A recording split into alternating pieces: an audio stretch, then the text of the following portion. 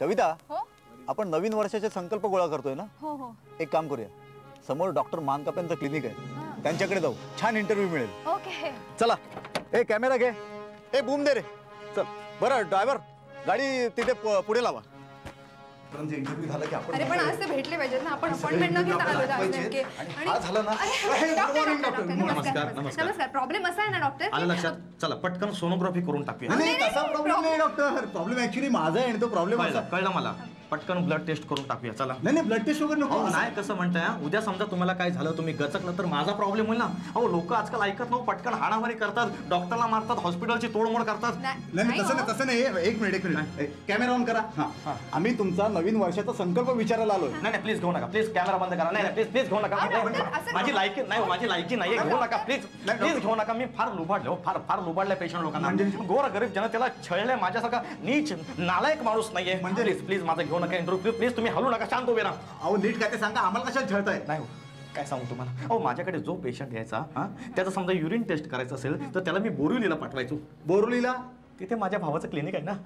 नंतर तो काय करायचा, तो ब्लड टेस्ट करायला बोरीबंदरला पाठवायचा. बोरीबंदरला 2 नंबर भावाचं क्लिनिक आहे ना. 3 नंबर भावाचं क्लिनिक आहे. पण ते पुण्याला आहे, म्हणजे ते कामशेत आहे ना, कामशेत तिथे.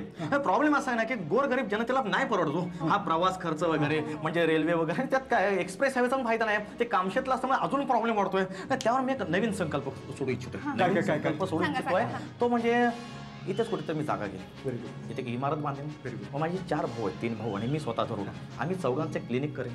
म्हणजे केवळ एखादा पेशंट आला तर त्याचं काय होईल, समजा युरिन टेस्ट करायचं जा पहिल्या मजल्यावर, समजा ब्लड टेस्ट करायचं जा दुसऱ्या मजल्यावर. याने काय होते, खर्च वाचतो, गोरगरीब जनतेचा छळ कमी होतो. अहो पण शेवटी तुम्ही त्यांना लुबाडणारच ना. हा पण कमी लोबाडतो ना मी, कमी लोबाडतोय. काय शेवटी माझं पण याच्यावरच पोट आहे. अरे बाबा, पोटाचं ऑपरेशन राहिलं तर मी अर्धच टाकून आलो. नमस्कार प्लीज. प्लीज. हो पाहिलं ना डॉक्टर मानकापेंनी सोडलेला संकल्प. काय करणार, आलिया भोगासे असावं सादर. आता आपण पडलो सर्वसामान्य माणसं, आपल्याला वाली आहे तरी कोण? हा वाली आहे, जनतेचा वाली.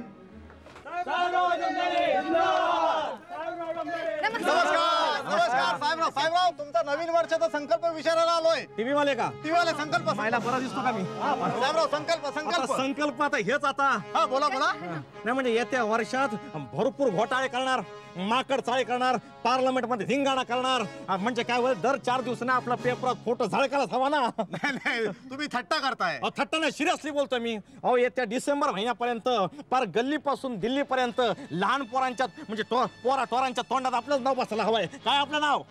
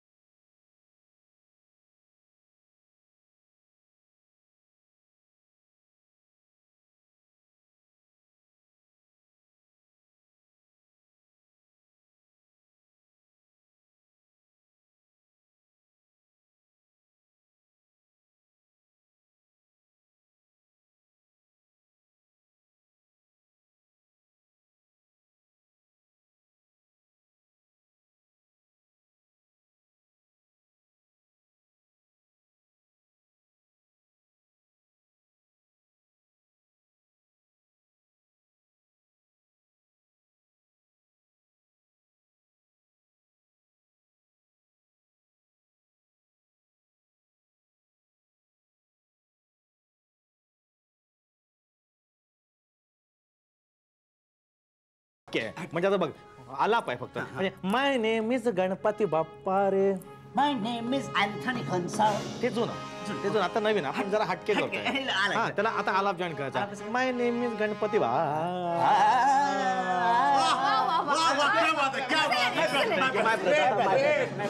नमस्कार. आम्ही टीव्ही कडून आलेलो आहोत.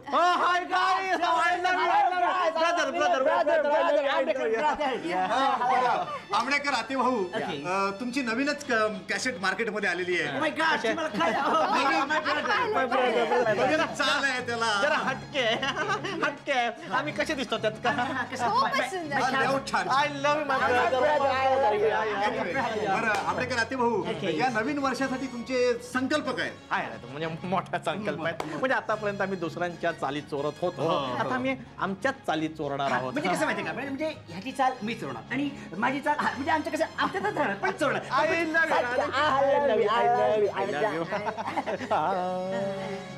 पाहिलं ही फसवेगिरी लबाडी. अहो पण ही कुठे नाही हो. प्रत्येक जण मार्गदर्शन विसरलेला. अहो पण ह्यांना कोणीतरी मार्गदर्शन केलं पाहिजे ना. शिक्षक हा खरा मार्गदर्शक असतो. नमस्कार सर. नमस्कार नमस्कार. अलभ्य लाभ अलभ्य लाभ. तुमचं आमच्या या विद्येच्या मंदिरात स्वागत असो. थँक्यू. विद्या म्हणजे स्टडी नव्हे, विद्या म्हणजे माझ्या बायकोचं नाव आहे. ती गेली, तिच्या स्मरणार्थ मंदिर बांधलंय म्हणून विद्येचं मंदिर. ओके ओके सर नवीन वर्ष आलेलं आहे. आता या नवीन वर्षामध्ये आपल्यासारख्या गुरुजनांचे जे काही संकल्प आहेत ते आम्ही गोळा करतोय. प्लीज. चांगली गोष्ट आहे, चांगली गोष्ट आहे. मुळात काय मी मागच्या वर्षी माझ्याकडनं काही चुका झाल्या होत्या. नाही मुळात त्या चुका नव्हत्याच पण ह्या प्रसिद्धी माध्यमांनी आणि विशेषतः त्या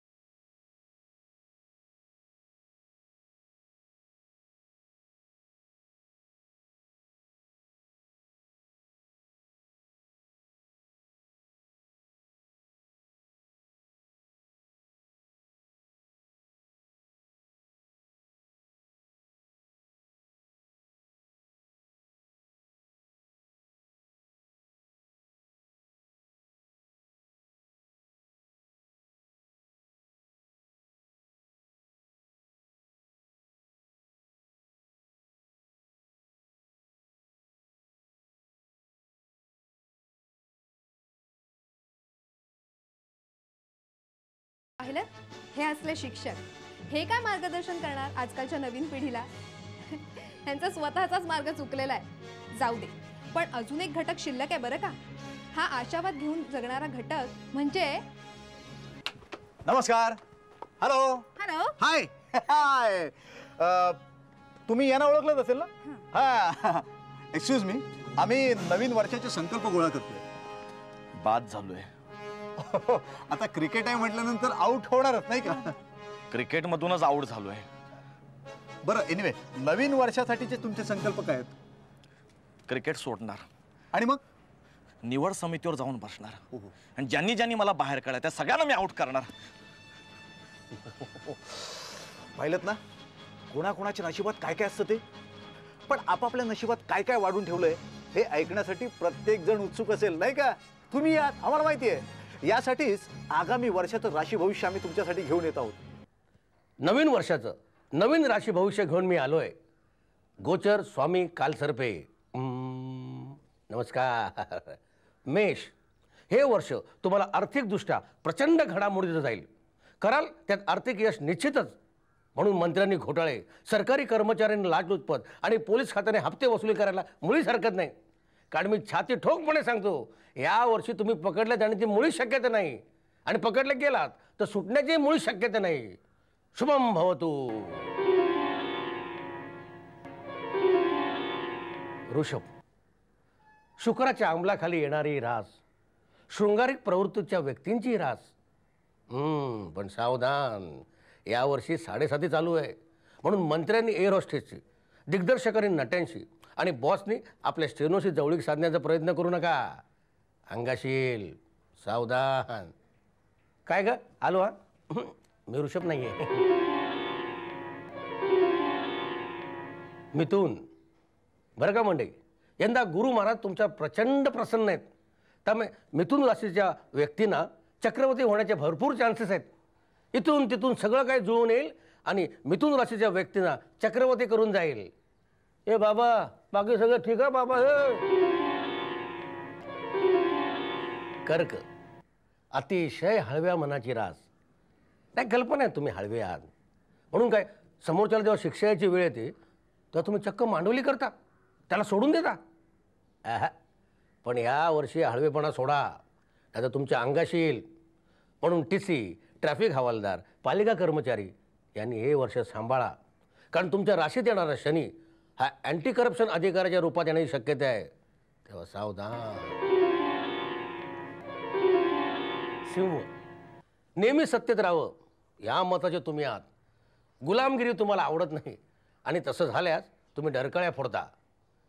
पण यंदाचे ग्रह पाहता पक्ष बदलण्याची तयारी ठेवा. यश आपलंच आहे.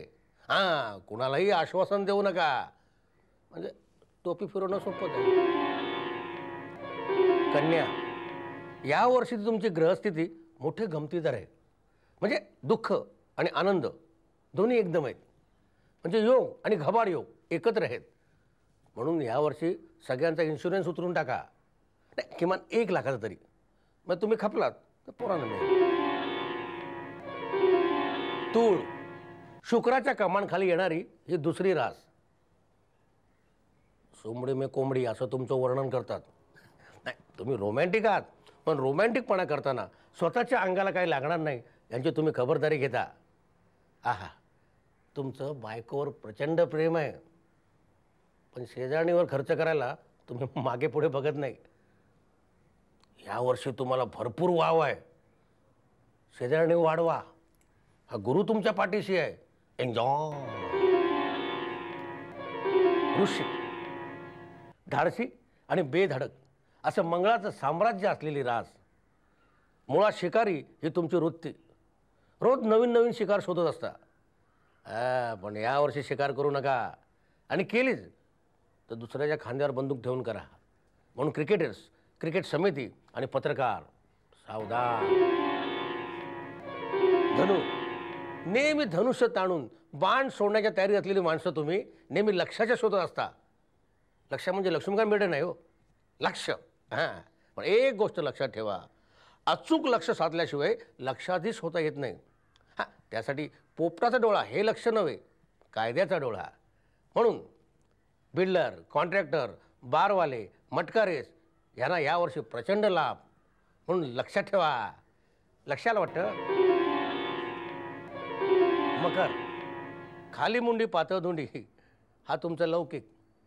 स्वतःचा स्वार्थ कसा साधावा हे तुमच्याचकडनं शिकावं, किंवा स्वतःच्या स्वार्थासाठी दुसऱ्यांशी कसं गोड बोलावं ही तुमची स्पेशालिटी. पण यावर्षी सांभाळा, ठकास माटक भेटण्याची शक्यता आहे. म्हणून इस्टेट एजंट, दलाल, सरकारी अभियंते यांनी हे वर्ष सांभाळा.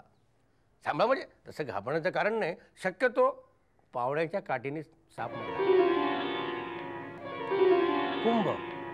ज्याचं तोंड चांगलं त्याला जग चांगलं असं म्हणतात. म्हणून यावर्षी कृतीपेक्षा बोलबच्चनगिरीवर भर द्या. प्रसिद्धी तुमच्या मागे शोधत येईल. सत्तेवर असाल तर अशक्य कोटीतील आश्वासनं देऊन टाका. अगदी बिनधास्त द्या.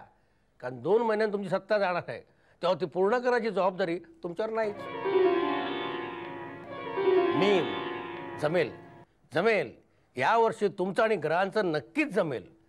पण त्याआधी तुमच्याविषयी लोकांचा जो ग्रह झाला आहे तो दूर करा, असं माझं तुम्हाला आग्रह आहे. असत्यमेव जयते हा नारा लक्षात ठेवा.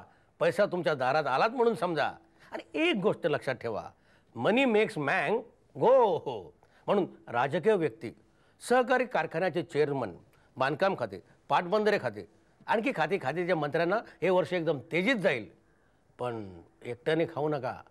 एकमेका सहाय्य करू, अवघे गिळू भूखंड हा नारा लक्षात ठेवा. म्हणजे यशाचा श्रीखंड नक्कीच तुमच्या दारात येईल. मग तुम्ही कुठल्याही क्षेत्रातले असावं, मंडळी, तुम्ही मला संधी दिलीत याबद्दल तुमचा मी आभारी आहे. माझ्या आयुष्यातलं पहिलं ज्योतिष मी आज प्रथमच सांगितलं, ते खरं न ठरो ही देवाकडे प्रार्थना. नमस्कार. नमस्कार. आत्तापर्यंत आपण फक्त संकल्प पाहिले, पण आता आपण पाहणार आहोत संकल्प आणि सेलिब्रेशन्स. आत्तापर्यंत जे काही संकल्प आपण पाहिले ते फक्त प्रोफेशनल लोकांनी म्हणजे व्यावसायिक लोकांनी सोडलेले संकल्प होते. पण या समोरच्या टॉवरमध्ये आमचे एक मित्र राहतात. आता त्यांच्याकडे जाऊन आपण त्यांचे संकल्प आणि सेलिब्रेशन्स पाहणार आहोत. आणि त्याचबरोबर या सोसायटीच्या मागच्या बाजूस एक चाळ आहे, त्या चाळीत आमचे एक मित्र राहतात, चव्हाण अण्णा. त्यांच्याकडे जायचंय. चला, हे वर्ष संपत आलं. काहीही चांगलं झालं नाही. हो, एवढे रेझोल्युशन केले, प्लॅनिंग केले, पण सगळं फुकट. Bad. You know dad. Sam, sorry dad. मला तर होम थिएटर घ्यायचं होतं. डार्लिंग, आपल्याकडे म्युझिक सिस्टम आहे ना. शी, तो डब्बा. It's Indian. आम्हाला इम्पोर्टेड हवी होती.